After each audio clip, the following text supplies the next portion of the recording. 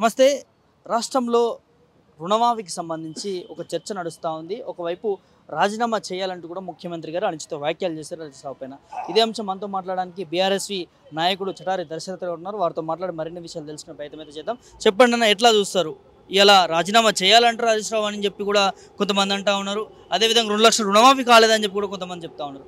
మీ సమాధానం ఏంటి? ఇప్పుడు ప్రభుత్వం యొక్క పనితీరు కానీ రేవంత్ రెడ్డి ముఖ్యమంత్రి స్థాయిలో ఉండి ఆయన మాట్లాడుతున్నటువంటి తీరును కానీ చూస్తుంటే సిగ్గుపడుతున్నారు తెలంగాణ సమాజం.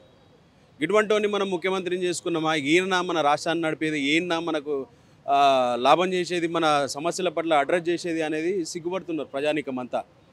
ఎట్లా అంటే నువ్వు గతంలో ఏం చెప్పినా ఎన్నికల సందర్భంగా కాంగ్రెస్ పార్టీ అధికారంలోకి వస్తే కేవలం నెల రోజులలోనే 2 లక్షల రుణమాఫీ చేస్తా అని అన్నావు.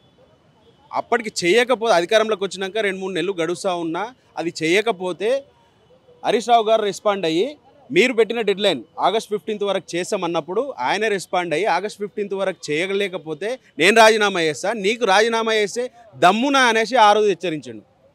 నువ్వు ఆగస్ట్ 15 దగ్గర పడుతున్న కొద్దీ విడతల వారీగా 3 విడతల వారీగా తీసుకున్నావు. నువ్వు ₹1,00,000 ఒకసారి చేసినావు, 1,50,000 ఒకసారి చేసినావు, 2 లక్షలు ఆగస్టు 15 ఏదైతే నీకు డెడ్ లైన్ ఉన్నదో ఆ రోజు నువ్వు దాన్ని ప్రారంభించినావు. కంప్లీట్ ఎక్కడైంది అసలు?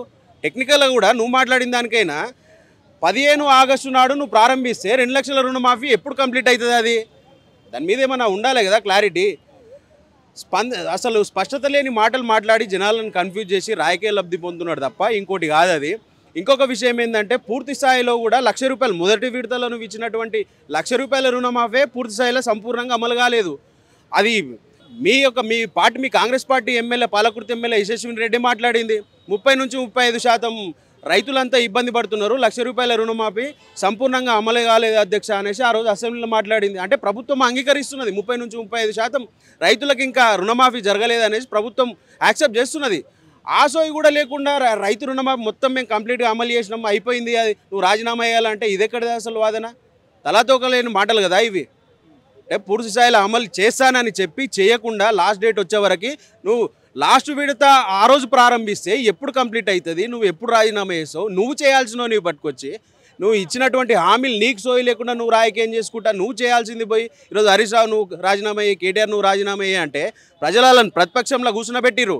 మాట్లాడడానికే మీ మెడలు వంచి ఇచ్చినటువంటి హామీలను మీతో తన్ని అమలు చేయనీకనే కదా వాళ్ళని నాడు కూర్చునబెట్టింది. రాజీనామా చేయాల్సింది నువ్వురా బాబు. అంటే దేనికోసం ఇవ్వాలి? ఒకవైపు ఏమో 2 లక్షల రుణమాఫీ కాలేదని రోడ్లు ఎక్కుతా ఉన్నారు. మరి ముఖ్యమంత్రి స్థాయిలో ఉండి ఎందుకు ఇంత అనుచిత వ్యాఖ్యలు? పర్సనల్గా హరీష్ రావు గారిని తిట్టాల్సిన అవసరం ఏమొచ్చింది? మేము మొదటి నుంచి అదే చెప్తున్నాం, మేము ఫీల్ అయ్యేది అదే, పబ్లిక్గా కూడా మేము చెప్తున్నాం. ఏంటంటే రేవంత్ రెడ్డికి అడ్మినిస్ట్రేషన్ పట్ల, సిస్టమ్ పట్ల, ప్రభుత్వ యంత్రాంగం మీద పట్టు లేదు, ఆయనకు అవగాహన లేదు. అవగాహన లేకపోగా ఒక చిల్లర రాజకీయం చేస్తున్నాడు. ప్రతిపక్షంలో ఉన్ననాడు కూడా కేసీఆర్ అనేటి ఆయన టాల్ లీడర్ని టార్గెట్ చేసి మాట్లాడితే, ఆయన మీద వ్యంగ్యంగా మాట్లాడితే, ఆయన తిడితే జనాల్లో మంచి మైలేజ్ వస్తున్నది, రాజకీయ లబ్ధి జరుగుతున్నది అనే ఒక కోణంలో మాత్రమే పోతున్నాడు తప్ప ఇప్పుడు ప్రభుత్వంలోకి వచ్చినాక నేను ఇంకా ప్రతిపక్షంలో ఉన్నా అనే ఫీలింగ్స్లో నువ్వు అట్లనే మాట్లాడుకుంటా ప్రభుత్వం చేయాల్సినటువంటి బాధ్యతలను విస్మరించి నువ్వు ప్రభుత్వాన్ని అడ్మినిస్ట్రేషన్ గాలికి వదిలేసి ఇచ్చినటువంటి హామీలను విస్మరించి కూడా ఈరోజు నువ్వు పనిచేస్తున్నావు. బట్ ఈ బాధ్యత లేకుండా ఈ ప్రభుత్వం పనిచేస్తుంది, బాధ్యత రాహిత్యంగా ఈ రేవంత్ రెడ్డి మాట్లాడుతున్నాడు తప్ప ఇంకోటి కాదు. ఎట్లా చూస్తారు? తర్వాత కార్యాచరణ ఎలా ఉండబోతుంది ప్రభుత్వం పైన మీరు చెప్పే మాట? డెఫినెట్గా ఏంటంటే ఈ రాష్ట్రం కొట్లాడి తెచ్చుకున్నటువంటి రాష్ట్రం. ఇది ఒకటే అంశం కాదు. ఇప్పుడు రైతు బంధు కానీ, రైతు బీమా కానీ, రైతు రుణమాఫీ కానీ ఇది ఒకటే అంశం కాదండి. అన్ని అంశాల మీద చర్చ జరుగుతున్నది ప్రజల లోపల. నువ్వు గ్రూప్ 1 రిక్రూట్మెంట్ ఏ విధంగా చేపడుతున్నావు అనేది కూడా చాలా కులంకుషంగా ఈరోజు నిరుద్యోగుల లోపల కావచ్చు, విద్యార్థుల లోపల కావచ్చు, యువత లోపల చర్చ జరుగుతూ ఉన్నది. హైకోర్టు చెప్పింది ఏంది ఆ రోజు గ్రూప్ 1 మీదను? హైకోర్టు థంబ్ ఇంప్రెషన్ వాడకపోతే రీ ఎగ్జామ్ పెట్టాలనేసి హైకోర్టు జడ్జిమెంట్ ఉన్నది. నువ్వేం చేసినావు? అధికారంలో రాగానే రీ ఎగ్జామ్ పెట్టాల్సింది పోయి రీనోటిఫికేషన్ ఇచ్చినావు. రీనోటిఫికేషన్ ఎట్లా ఇచ్చినావు? అది కూడా రీనోటిఫికేషన్ ఇవ్వాలంటే పోస్టులు పెరగాలి, లేదంటే తగ్గాలి.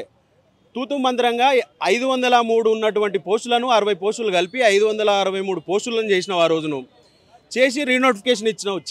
అది రీనోటిఫికేషన్ చేసి జీవో 55ని ఎత్తేసి జీవో 29 తెచ్చి లొకాలిటీని తీసేసి నేషనాలిటీ పెట్టినావు. పక్క రాష్ట్రాలలో కూడా ఇక్కడ ఉన్నటువంటి అభ్యర్థుల యొక్క రిజర్వేషన్లను వాళ్ళకు అమలు పరుస్తూ ఉన్నావు. ఈ కొట్లాడి తెచ్చుకున్నటువంటి రాష్ట్రంలో మా ఉద్యోగాలు మాకు కావాలని దెబ్బలు తిని జైల్లోకి పోయి ఆ రోజు ఎవరైతే యువకులు కొట్లాడిర్రో ఆ యువకులకు కూడా ఈరోజు ఉద్యోగాలు రాకుండా నువ్వు పక్క రాష్ట్రాలకు ఉద్యోగాలు కల్పించే కుట్ర చేస్తూ ఉన్నావు. వీటన్నిటి కూడా కూలంకుషంగా ఈ యువత చర్చిస్తూ ఉన్నది. కాబట్టి ఖచ్చితంగా బుద్ధి చెప్తారు. కొట్లాడి తెచ్చుకున్నటువంటి రాష్ట్రం ఇది. నీ మెడలు వంచి ఖచ్చితంగా అమలు పరుచుకునే సత్తా ఈ యువతకు ఉంటుంది కదా.